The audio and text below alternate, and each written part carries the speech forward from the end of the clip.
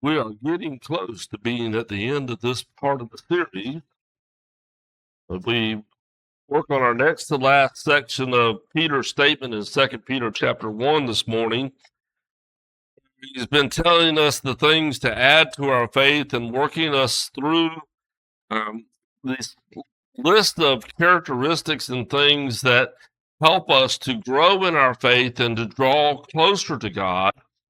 And as we talked about in last week's lesson, we looked at godliness, which takes all of the things that Peter had said before and brings them all to this point where we are becoming like God himself in nature, in character, in attitude and desire and reasoning behind why we do the things that we do. We don't just do them because they're good or whatever. We do them because they are the things that God himself would be doing. And so the aspect of that would seem logically, in my mind at least, that you would think that's the pinnacle. We're trying to be like God, and so that seems like that ought to be the logical last step in this process. But it's not for Peter. In fact, he gives us two more things. First of which is the one we'll be looking at today. Add to your godliness mutual affection. I don't know how many times I hear, read, see in some form or fashion people who claim to want to know God, worship God, and I hesitate using that word claim, but it's what they're doing. And then turn around and say, but I don't need to go to church. I don't need to have other people to be able to worship God or be close to God or draw close to him. That's just a bunch of hypocrites and whatever. And I just, I'll stay at home and worship God and everything will be fine. Peter's path that he's laying out to us shows us that really cannot be the case. That as we are going along this pathway, becoming more like God, the natural next step to that is that we become closer to others. That we develop this mutual affection. The word that he uses there is the word Philadelphia. In the Greek, there were three different words for love. One is Philadelphia, which is this mutual affection, brotherly love. It's why the city of Philadelphia is called the city of brotherly love, because that's what the name means. And we'll deal with agape, one of the second words that is used. That'll be part of our lesson next week. But, excuse me. The focus this morning is on this ideal of Philadelphia love. And it means a warmth towards one another, a shared belonging. It is a familial type of love, a family type.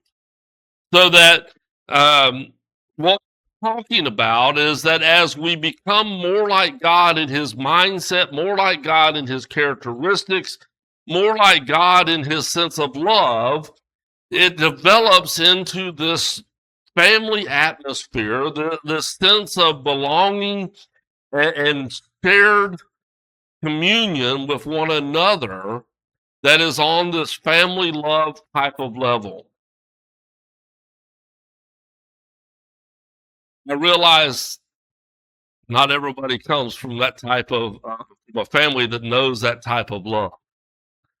But it is the kind of love that God has displayed and that God desires for us, and one that God has had in mind for us from the very beginning.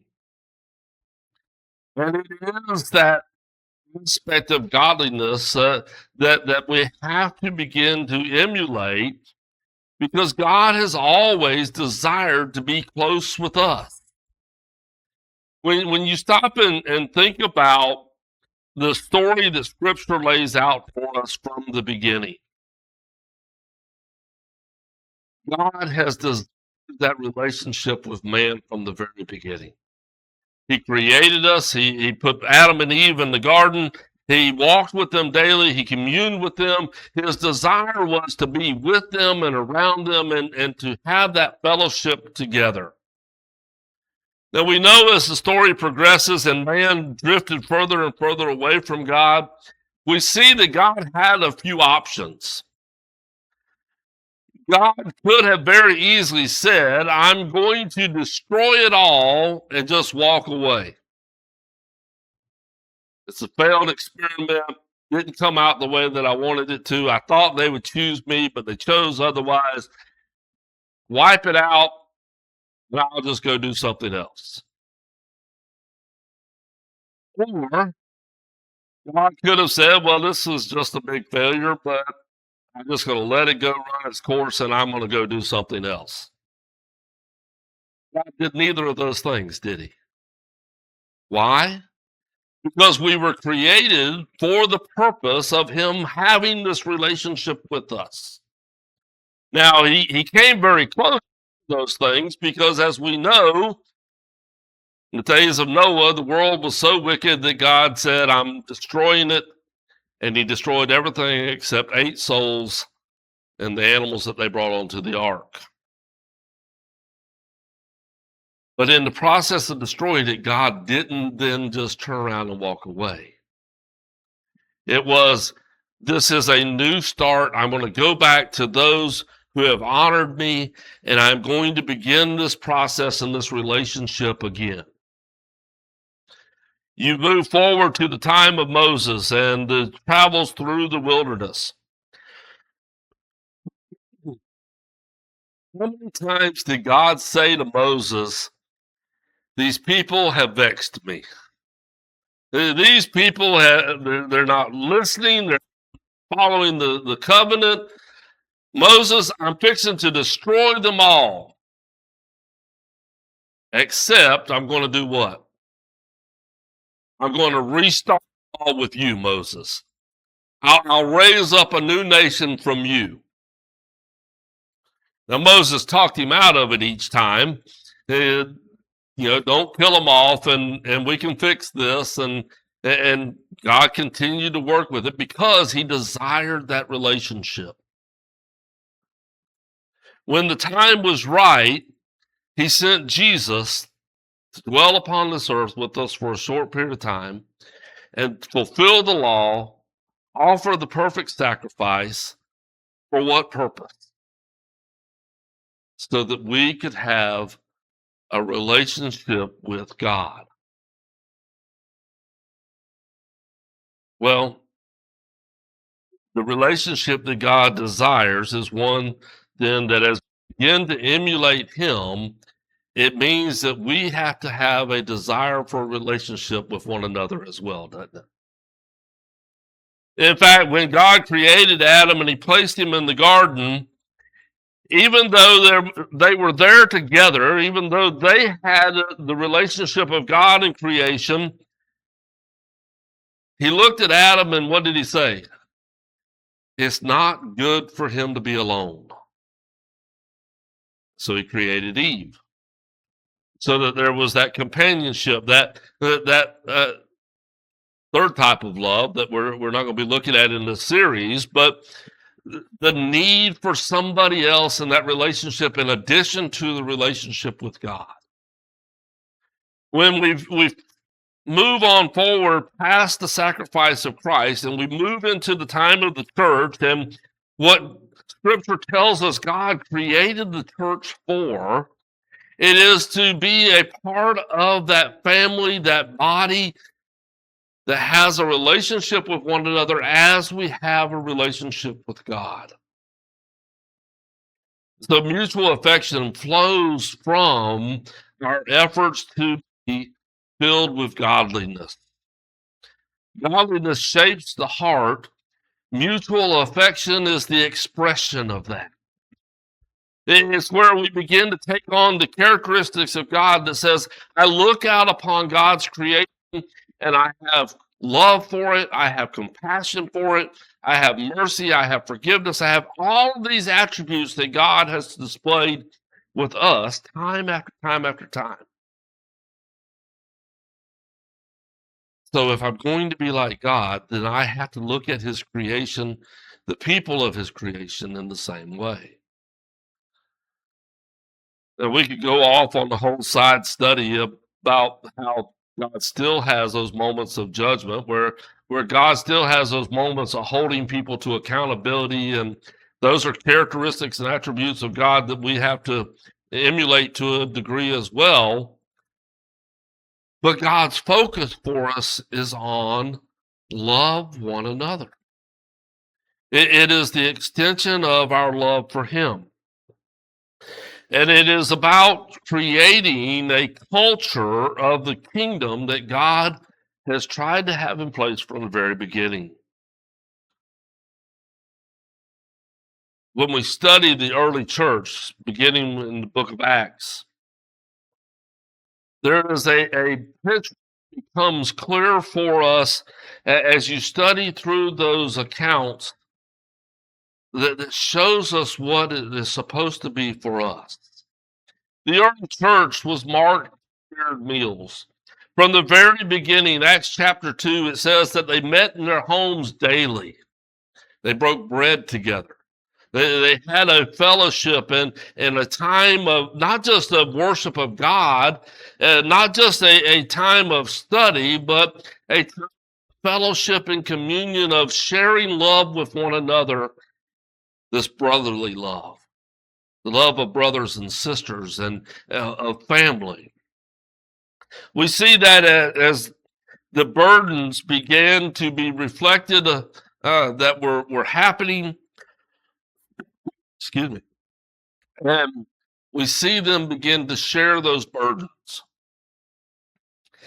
The day of Pentecost, when the church had its early formation there, that was Jewish people who were gathered from all around the world for that feast. They had came as a pilgrimage back to Jerusalem to celebrate the feast of the Passover. Excuse me, the Pentecost. Passover was 50 days previous. As they're there and they hear Peter give that sermon and they respond to the sermon on the day of Pentecost, they don't go back to where they came from. They stay.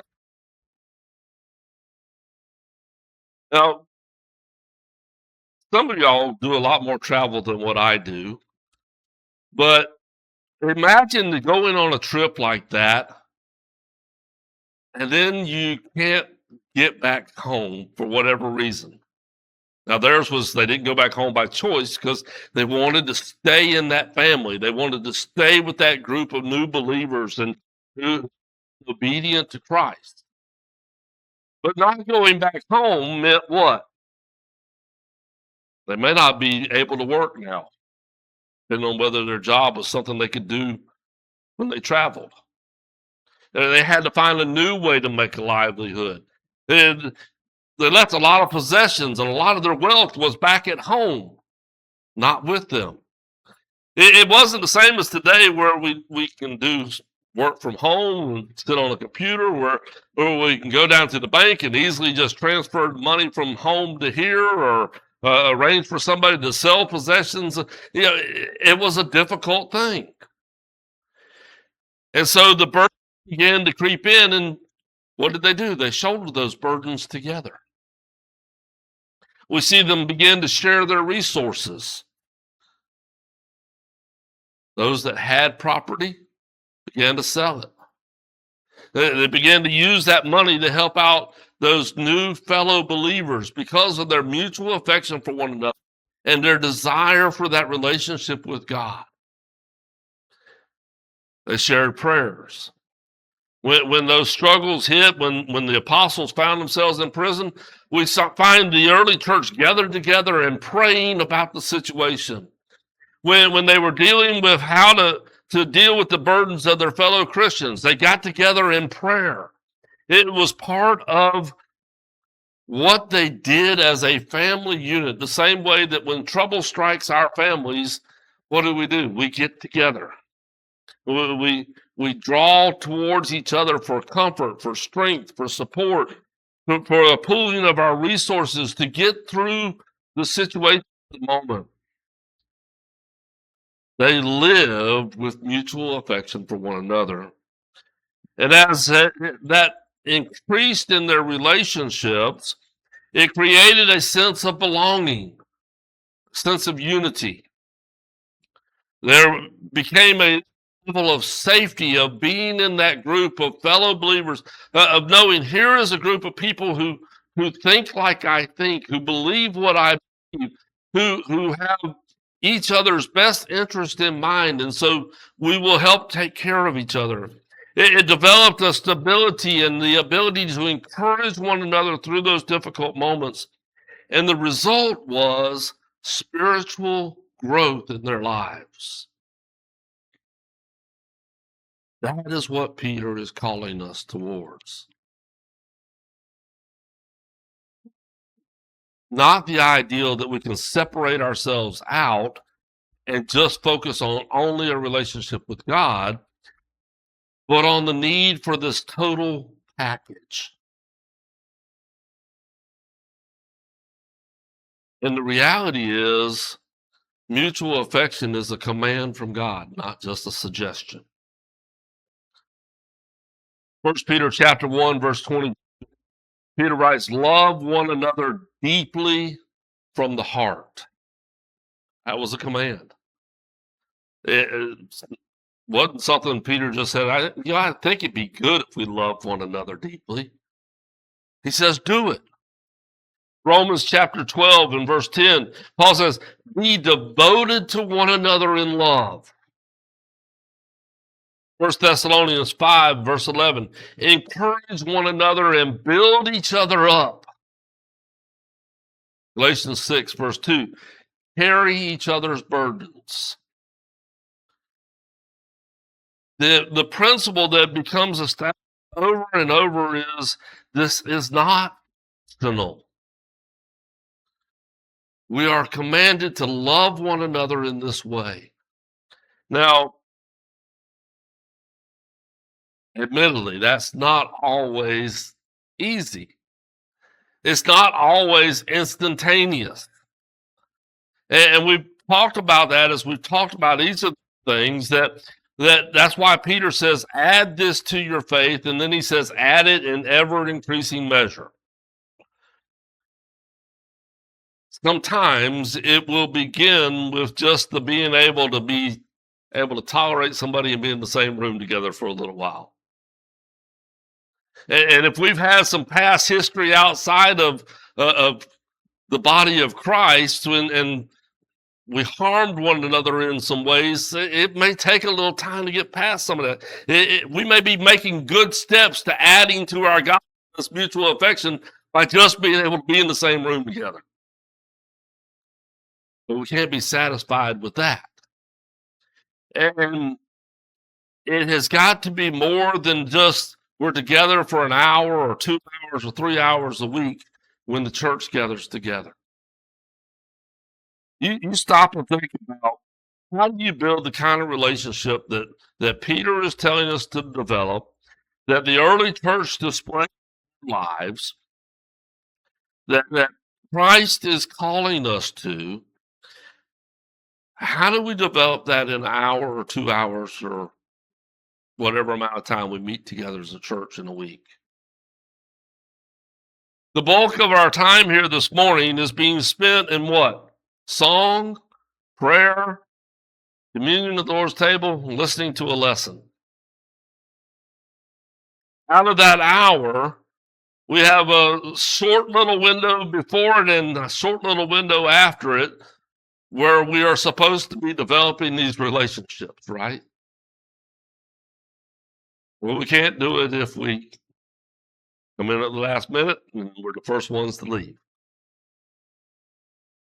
We've lost all of that time for building these relationships. Again, the early church met daily in their homes. They became a part of one another's lives. I'll be the first to admit I don't get near as much of that accomplished during the week as I would like to get accomplished. We live very busy, very hectic lives, but we do it to our detriment if we're not working on that and trying to get better at loving one another as the family of God, to really get to know one another, to really get to a place where we can begin to embrace one another in that familial welcome, the warmth and the openness and the grace to each other. Where we're able to share family care of concern and compassion, of support for one another. Where we begin to really develop the loyalty that has us stand up for one another. So when somebody is talking about us, we're there to defend. When somebody's trying to harm us, we're there to protect. When somebody is there trying to sow division, we're there to patch unity back together with it. Where we're there to celebrate each other and our victories, and to lift up and encourage through the struggles. And if we're going to do this, it requires intentionality. It doesn't happen by accident. It grows through these intentional actions. And the reality is that it's never going to fully happen just in the time in and around our worship services.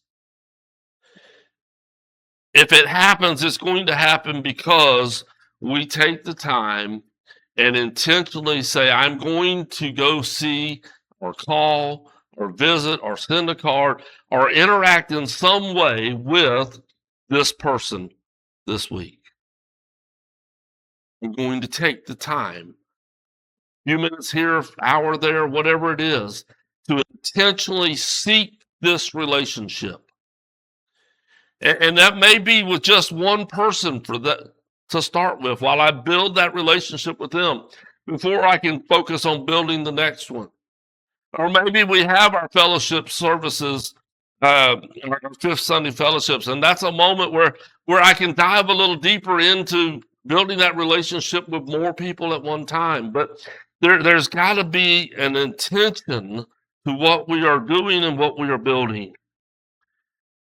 We've got to share practices of things together. We've got to have a consistent presence in one another's lives. Learning to serve and love one another. The result of this, if we start getting it right, is that it becomes something that the world can see, that the world wants to be a part of. John chapter 13, verse 35, Jesus says, by this everyone will know that you are my disciples, if you love one another.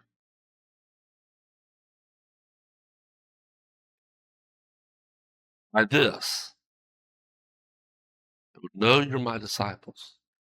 Not a casual follower, not somebody who just has a relationship of some sort with God, a disciple. Disciple is one of those terms we probably don't talk about enough or spend enough time focusing on what does it mean to be a disciple. It was used in connection with the word master. You had the master, you had the disciple, the teacher, and the student. And the disciple is one who was learning how to become like the master. We use the term sometimes in some of the trade businesses, the master, the apprentice. The apprentice is training to learn how to do the job of the master, So that an apprentice electrician grows and learns under a master electrician. Then he becomes a journeyman. And from a journeyman, then he continues to grow until he becomes the master electrician. That's the path Peter is taking us on. We begin with a faith that less than a mustard seed. And we place ourselves at the feet of the master of Jesus and of God. And we begin to grow and develop till we reach that godliness where we are becoming more and more of his character, learning how to do what God does. Relationship with one another and relationship with him. Jesus says, this is how they will know that I'm the master and you're my disciple. If you love one another. If you love them in the way that I love them. It is a reflection of the heart of God, of the unity of the Spirit, the reality of the kingdom that God is trying to put in place here. John gives us a great warning in 1 John chapter 4 and verse 20, though. And again, this reflects upon this fact that it's not just about developing a relationship with God. It is about developing a relationship with God and his people. Listen to 1 John chapter 4, verse 20. Whoever claims to love God, yet hates a brother or sister is a liar. Whoever does not love their brother or his sister, whom they have seen, cannot love God whom they have not seen.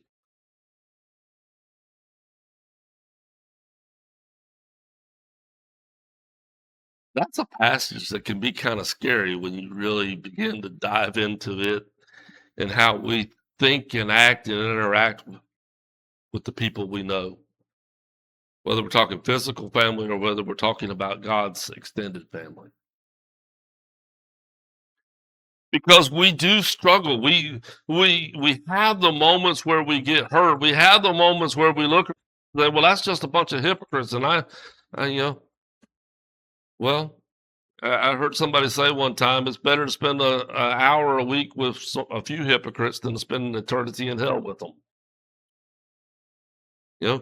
Don't let somebody else having a problem in their relationship with God create a problem in yours. Work on your godliness, work on being like God, and work on loving and forgiving and having grace and compassion and mercy and concern, all those things around us, so that we can truly know God and love God, be recognized as his, and to grow more and more. Love for God and love for his people cannot be separated. Godliness and mutual affection can't be separated. Mutual affection prepares us for last virtue that Peter gives us next week. It is a pathway that ascends that he's given us. Add to your faith goodness, to your goodness knowledge, to your knowledge self-control, to your self-control perseverance, to perseverance godliness, to godliness mutual affection, and to mutual affection love. We are working towards the perfection of love. God has been given the descriptor in Scripture that God is love. There's a lot of other things besides that, but it is a major characteristic, and it is probably the one that dictates how all the rest of his characteristics play out. That is what Peter is building us towards.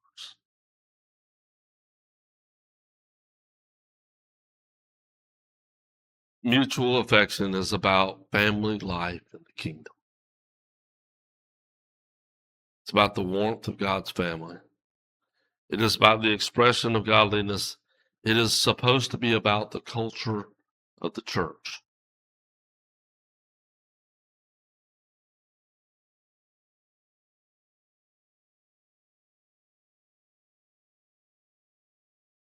There are all kinds of studies out there, and most of them will tell you something along the lines of people have to develop X number of relationships within from a certain amount of time from when they first start attending a church. The numbers vary depending on the survey, but some I've seen some that say as many as they have to develop 7 close relationships, 7 close friendships, or they won't stay for any real length of time.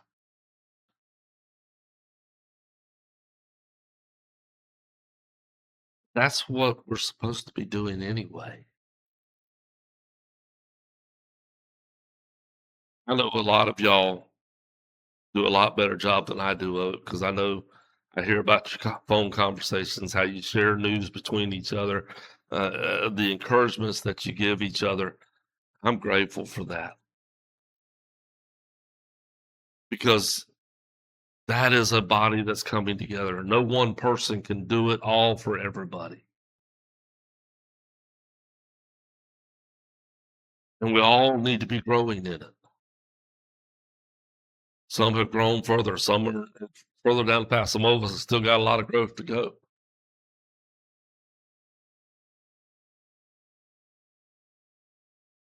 Isn't that what we know deep down we really need? There's a reason why people leave when they don't develop those types of relationships because they're searching for that. It is something that God designed within us to need one another in that way as we encourage and help each other to grow closer to God. Lessons yours this morning. I hope, I pray that as you are a part of this body, that you feel like we have mutual affection for one another.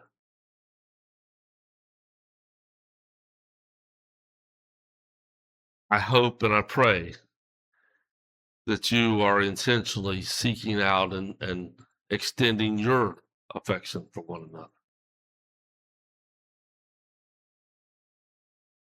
If you don't feel like you have it,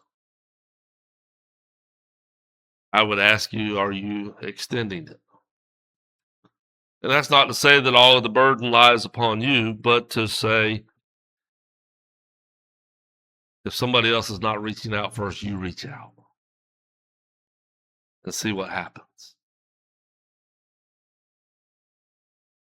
There's something about us as people that while we know we need these relationships, we also have this tendency to wait, sit back, and see if somebody else extends it to me first. Well, if we get a bunch of us that are sitting back waiting on somebody else, somebody's got to break the ice. Peter is calling us to break the ice, to add this to our faith. There's something we can do this morning to assist you in your walk with Christ. Let us know how we can help you with that as we stand together and sing.